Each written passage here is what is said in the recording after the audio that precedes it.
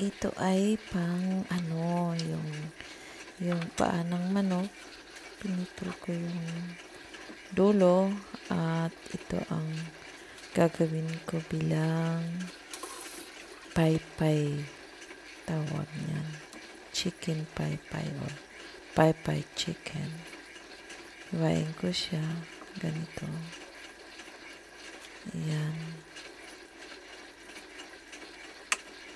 Para ma-plating. 4 lang ang ginawa ko.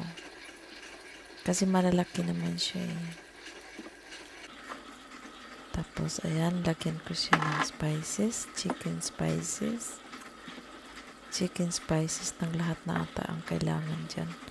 Hinalo-halo. Ayan, ganito.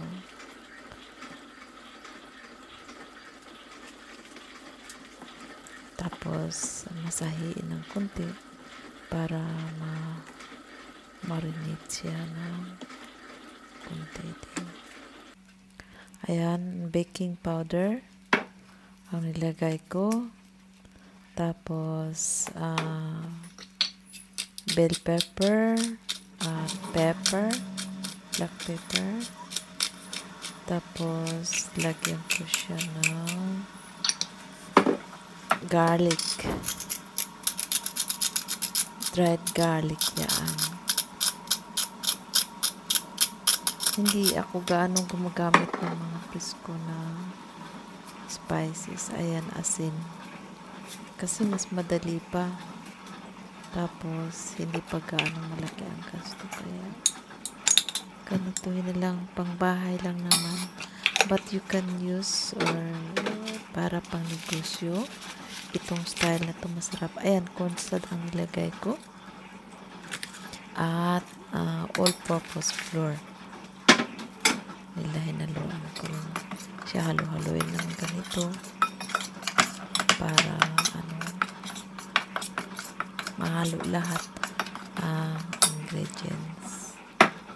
After, ayan, ganito, mo yung paypay na manok. Hindi mo nagaanuhin ganun maraming basta matakpan siya. Ganito. Ayan.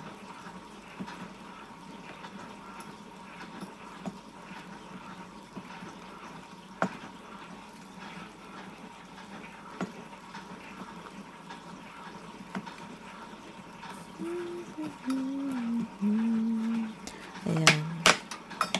Tapos, itong sobra, lagyan ko siya ng 2 itlog.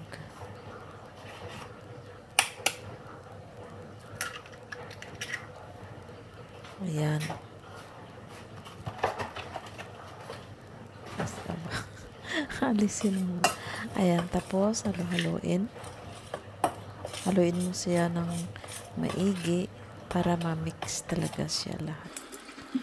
Tapos, lagyan mo ng kunti-kunti na malamig na tubig para hindi siya magbuo-buo yung cornstarch.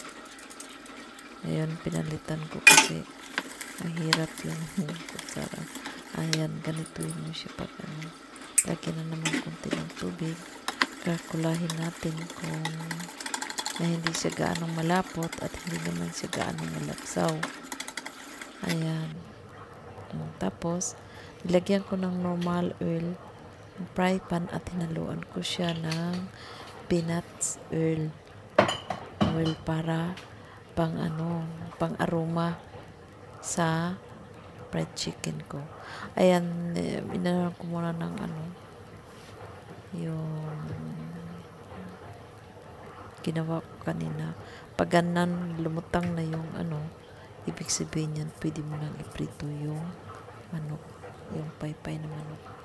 Talagang pang ginegosyo ito, lalo na pag maliit yung chicken mo, pag ganunin mo paggawa, parang lumaki na rin siya. At sarap, sabihin ko sa'yo, talagang masarap. Simple lang paggawa, pero masarap siya kainin. Parang pancake. May lasa, parang ganun. Ayan, di ba? Kaya apat lang ginawa ko kasi lalaki talaga siya. Dahil yung ano niya, yung sauce niya, yung cream sauce niya.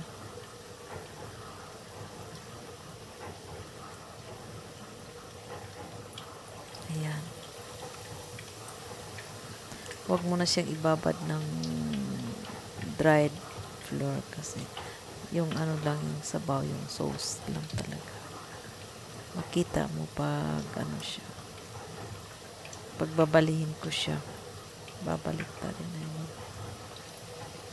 Malaki na yung paa niya eh, lalong lalaki to. Pag ibenta mo siya talagang ano, ano ba yan?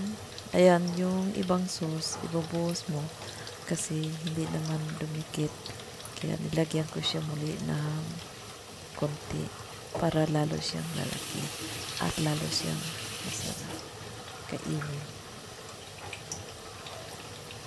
Ayan. Kahit lamig na, makain mo pa rin siya, masarap pa rin. Ayan, babalihin ko siya. Tingnan mo. Oh, diba? Lumaki siya at crispy. Ayan. Kasi yung baking powder at saka itlog at saka flour, pangdagdag talaga siya. Mag-ingat kasi ayan, diba? Parang maruya naman. Kaya lang hindi siya matamis, maalat-alat, may timpla. Diba? So, lalong lumalaki na. At ang lutong na talaga. Ang sarap at ang lang dito ngayon sa kusina. Kaya, nagugutom ako. Nagutom na ako! Kahit ano, walang ano tawag yan. Itapat mo sa spaghetti, parang ganyan, pwede rin. Tap mo sa rice at patata ka ano. O kaya kainin mo lang pang picnic, ganito. Pwede rin. Alisin ko siya ng ano, at palamigin ko ng konti. Tapos, put aside ko siya ngayon. Tapos, preprituhin ko na naman siya mamaya para lagi siyang lulutong talaga. Ayan. Pwede rin hindi mo na siya. Kaya lang, malaki kasi yung yung paa ng manok. Ayan, balik ko na naman siya. Matagal kasi maluto. Kaya, pag ganituhin mo, sigurado ka talagang luto na siya. Basta wag mo lang taasan yung apoy kasi baka masunog. Ayan. Talagang ang kulay niya. Ang ganda. At ang sarap sa pinag-ito. Ayan, nagbabrown na siya ng konti. Gold brown na ang kulay niya. Ayan. Tapos na, madali lang, diba? At hindi mahirap.